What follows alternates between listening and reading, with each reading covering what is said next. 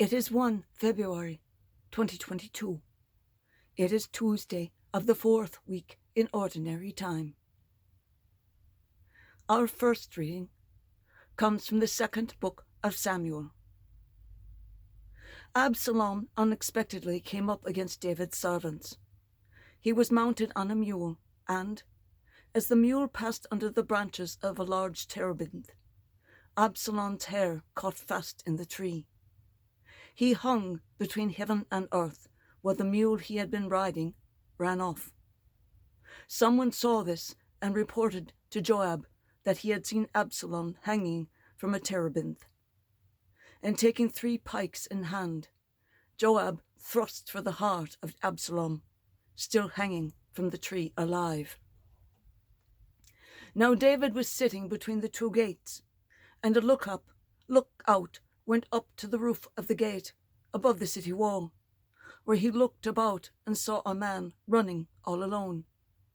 The lookout shouted to the king, who said, "If he is alone, he has good news to report." The king said, "Step aside and remain in attendance here." So the lookout stepped aside and remained there, where the Cushite messenger came in and said, "Let my lord the king receive the good news that this day the Lord has taken your part, freeing you from the grasp of all who rebelled against you." But the king asked the Cushite, "Is young Absalom safe?" The Cushite replied, "May the enemies of my lord the king and all who rebelled against you with evil intent be as that young man." The king was shaken and went up to the room over the city gate to weep.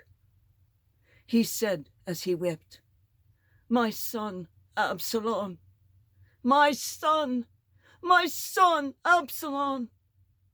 If only I had died instead of you, Absalom, my son, my son!" Joab was told that the king was weeping and mourning for Absalom. That day's victory was turned into mourning for the whole army when they heard that the king was grieving for his son. The word of the Lord. Thanks be to God.